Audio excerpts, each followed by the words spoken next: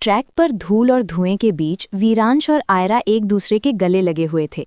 ये जीत सिर्फ 50,000 की नहीं थी, ये उस टशन की जीत थी जो उन्होंने रॉबिन जैसे घमंडी लोगों के सामने बरकरार रखी थी। तभी भीड़ को चीरते हुए कृष और ऋषभ भी वहां पहुंच गए। दोनों के चेहरे पर ऐसी खुशी थी जैसे वर्ल्ड कप जीत लिया हो। ओ भाई, मान गए गुरु, कृष ने वीरांश की पीठ थपथपाते हुए कहा। चारों ने मिलकर एक दूसरे को ग्रुप हग में जकड़ लिया। अपनी यारी सब पे भारी, ऋषभ ने चिल्लाकर कहा और चारों खिलखिलाकर हंस पड़े। तभी वहां का माहौल थोड़ा बदलने लगा।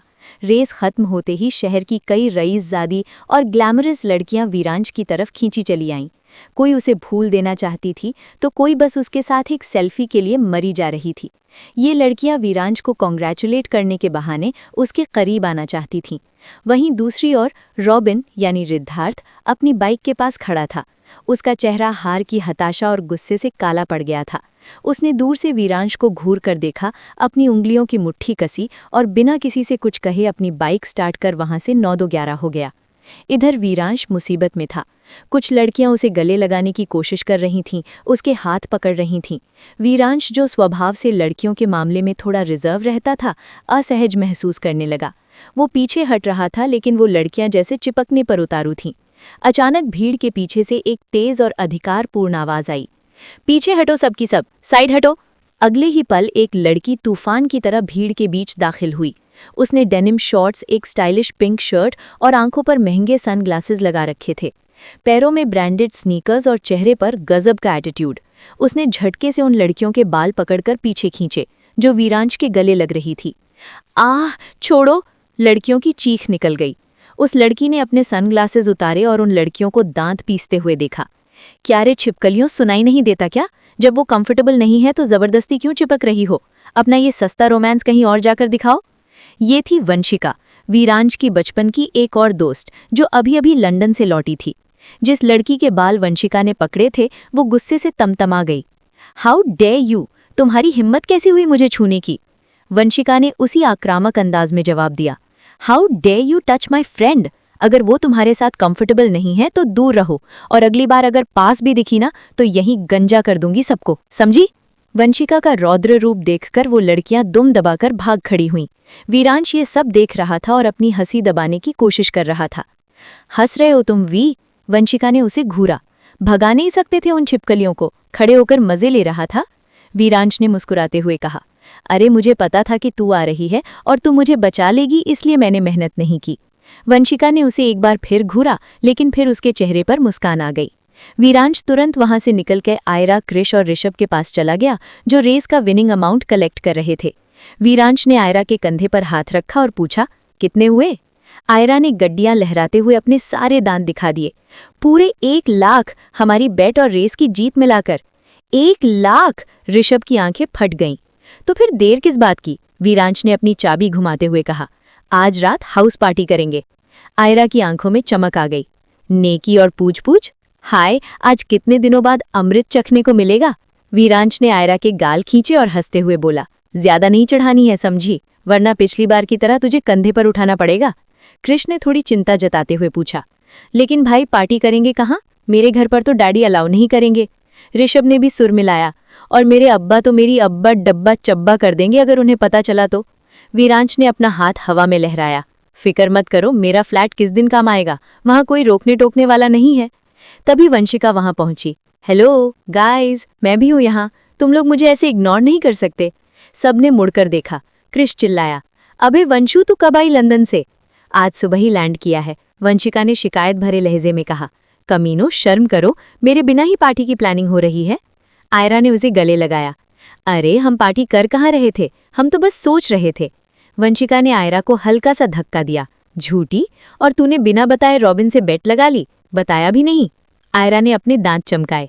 मैं क्या करती यार, वो साला रॉबिन बहुत फुदक रहा था, उसे औकात दिखाना जरूरी था, इसलिए नहीं बता पाई। ठीक है चलो, अब शाम को पार्टी है, सब अरेंजमेंट करने हैं, लेट्स गो। सब अपने अपने रास्ते निकलने लगे। आयरा जब कृष के साथ उसकी बाइक पर बैठने वाली थी, तभी वीरांश ने पीछे से उसकी टी शर्ट की कॉलर पकड़ी और खींच लिया। तू मेरे साथ चल रही है, वीरांश ने हुक्म दिया। अबे यार वी, मुझे कृष के साथ जाकर दारू खरीदनी थी। वीरांश ने उसे अपनी बाइक की तरफ धकेला। मैं तुझे सबसे अच्छी ब्रांड दिलाऊंगा, चल अब। आयरा की आंखें फिर चमक उठीं। सच में? हाँ बे बेवड़ी, चल अब। वीरांश ने उसे बाइक पर बिठाया और हवा से बातें करने लगे। शाम के 7 बज रहे थे। वीरांश का फ्लैट, जो इंदौर के एक पॉश इलाके में था, अब पार्टी मोड में आ चुका था। वीरांश और आयरा नई और महंगी बोतलें लेकर पहुंचे। क्रिश और ऋषभ पहले से ही वहां चिप्स और स्नैक्स के पैकेट खोलकर बैठे हुए थे। आयरा सोफे पर धंसते हुए बोली, यार ये वंशु कब आएगी? अभी उसने कहा ही था कि दरवाज़ा खुला और वंशिका अंदर दाखिल हुई। उसने वाइट कलर की एक शॉर्ट ड्रेस पहनी थी जिसमें वो बला की खूबसूरत लग रही थी। उसके बाल खुले थे और परफ्यूम की महक से पूरा कमरा महक उठा। वंशिका, यू लुकिंग गॉर्जियस यार। वीरांश ने सच में उसकी तारीफ की। वंशिका मुस्कुराई। Thank you we. कृष ने आयरा की पीठ पर एक जोर का मुक्का मारा और फुसफुसाया, अबे मोटी, कुछ सीख उससे। देख कैसे लड़की बनकर आई है, और एक तू है। आयरा ने चिढ़कर कहा, अबे जा, मैं लड़का ही ठीक हूँ, मुझे इन नौटंकियों की जरूरत नहीं है। इतना बोलकर वो उठी और शराब की बकेट लेकर फ्रिज में रखने चली गई। कुछ ही देर में ऑनलाइन ऑर्डर किया हुआ खाना भी आ गया। वीरांश उसे लेकर किचन में आया जहां आयरा ड्रिंक्स अरेंज कर रही थी। वीरांश ने आयरा को ध्यान से देखा। वो अभी भी सुबह वाली भीगी और धूल से भरी टी-शर्ट और जीन्स में थी।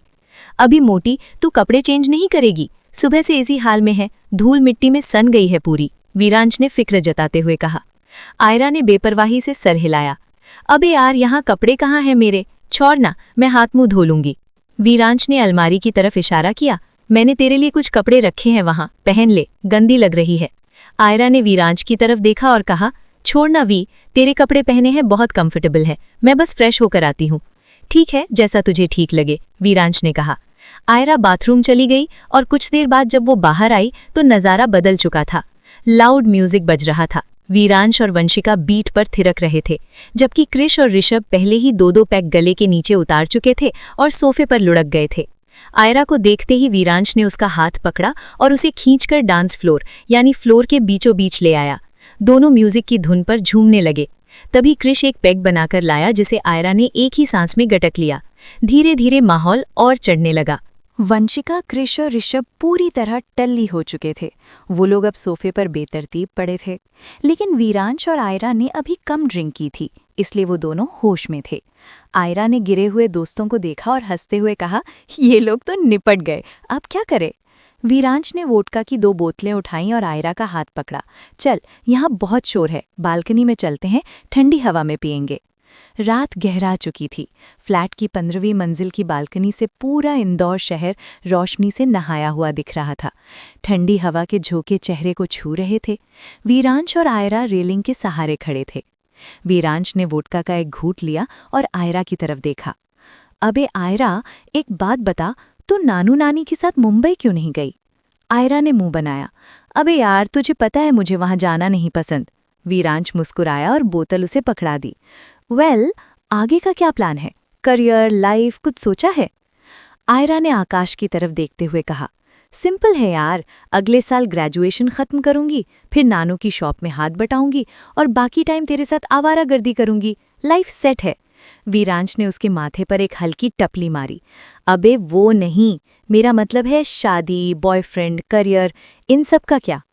शादी और बॉयफ्रेंड का नाम सुनते ही आयरा ने ऐसा मुंह बनाया जैसे उसने कुछ कड़वा खा लिया हो। यू शादी और बॉयफ्रेंड का नाम मत लिया कर, मुझे ये सब बहुत वाहियात और सिरदर्द लगता है। मेरा तो सीधा सा फंडा है, नानू नानी के साथ रहना है और शॉप देखनी है और तेरे साथ हमेशा खुराफात करना है। वीरांश खामोश हो गया। उसने आयरा की आंखों में झांका। तुझे कभी किसी पर क्रश नहीं हुआ या किसी के लिए अट्रैक्शन, कुछ भी? बालकनी में एक गहरा सन्नाटा छा गया। हवा की सरसराहट तेज हो गई। आयरा ने वोडका की बोतल का एक लंबा घूंट भरा। उसने धीरे से वीरांश की तरफ अपना चेहरा घुमाया। तुझ पर आया है ना क्रश? आयरा ने कहा। वीरांश के हाथ में पकड़ी बोतल रुक गई। उसे लगा जैसे उसके कानों ने कुछ गलत सुना है। क्या?